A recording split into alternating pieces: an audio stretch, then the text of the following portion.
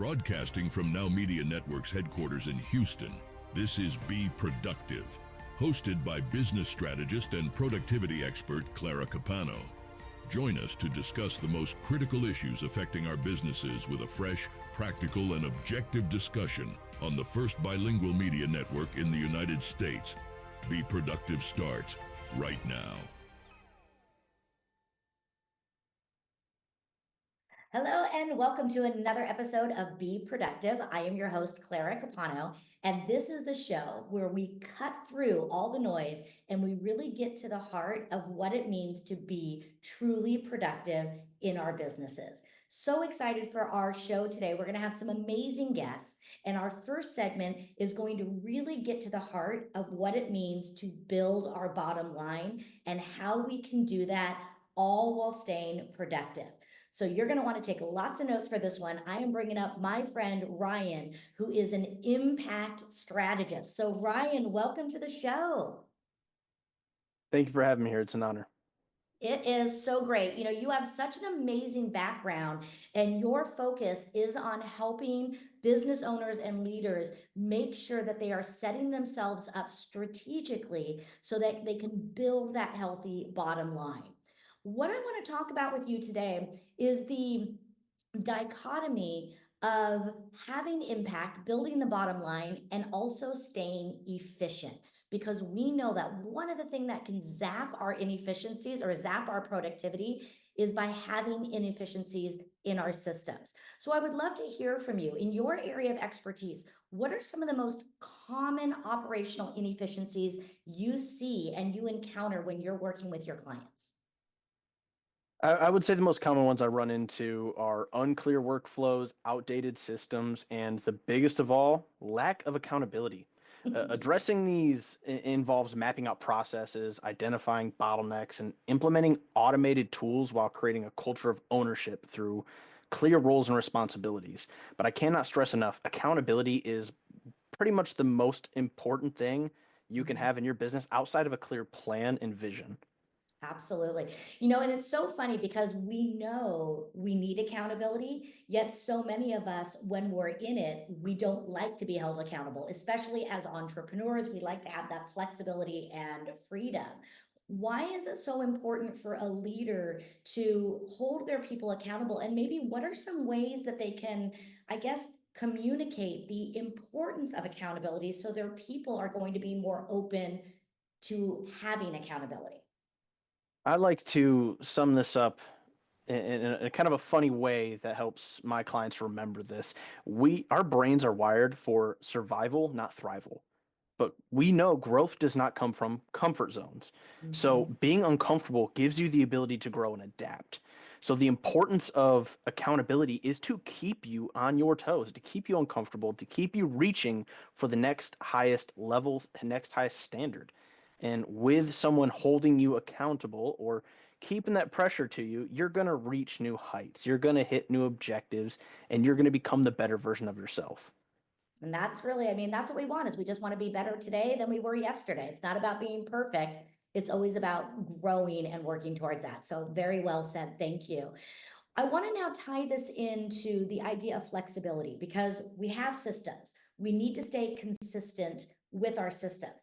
At the same time, life doesn't always allow us to stay so regimented. So we have to also be flexible and adaptable. How can a strong leader and business owner bring those two things together where we can still run our systems, yet allow for flexibility in our days as well? Businesses can balance this by adopting scalable systems and processes that eliminate waste without limiting adaptability. Regular reviews ensure operations remain aligned with growth objectives, and empowering teams to innovate allows the agility to change as the company evolves.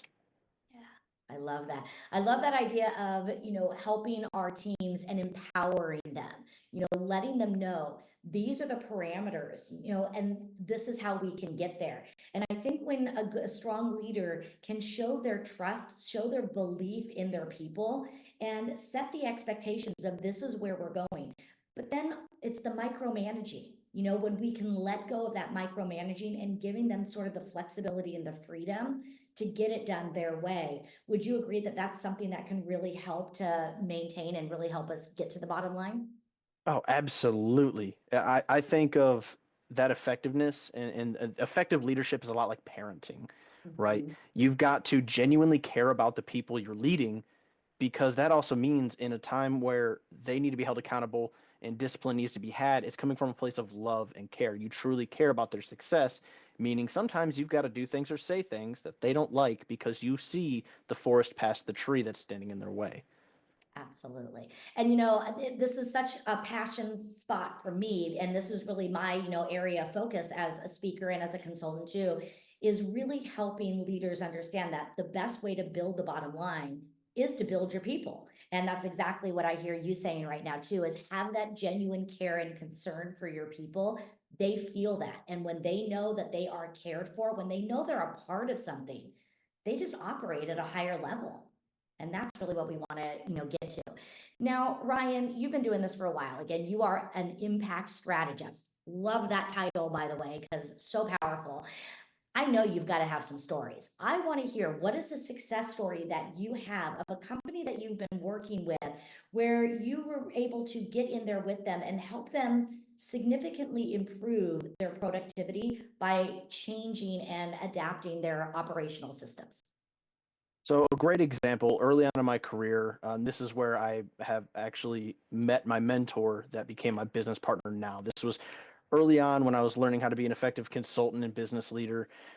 Jumped in with a manufacturing company that produces LNG trailers, liquid nitrogen, hydrogen, all that good stuff.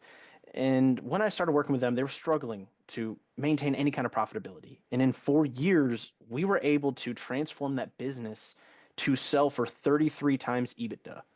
And that was all based on a few very, very simple tools and objectives. And it was number one, clear, concise plan that is communicated across the entire company. Two, measurability. You've got to be able to measure everything. Having clear KPIs, everything is transparent for everyone to see how they're being measured. And third, most important, is accountability. Mhm. Holding them accountable to those goals and objectives, and then treating them as extremely important parts of that machine. And overall, we took their production inefficiencies, changed it by 30 plus percent, and then that altogether gave everyone more time to be innovative and think Mhm. strategically outside of the box, opening new avenues, different markets, different products, and it's almost a domino effect. When you start fixing some of the underlying issues that put stress and a lot of cloudiness around employees, you have no clue what that can turn into. The Mhm. productivity grows. Absolutely. And then when the productivity grows, the bottom line grows too, right? That's what we want to see. Definitely. So, Ryan, you hit on so many powerful things, and I really hope that our viewers took away the idea that, we have to lay out accountability. We have to be able to track and measure for success. And then also tying that all together by showing the genuine care and concern. And when we do these things, when we stay consistent with those are all great ways to help us as an organization to maintain the high levels of productivity and also, again, take care of our business. So I know that some people are going to want to reach out to you. They're going to want to maybe learn more about you and maybe even reach out to have you help them be more strategic. So where's the best place that people can find you? So pretty simple. You can find me through my website or LinkedIn. Um, my website will get to my team, and anything that draws some attention, some value, it immediately crosses my desk. So a good way to reach out to me is connect through the website. You'll get to my scheduling tools directly, and from there we can set up a free consultation.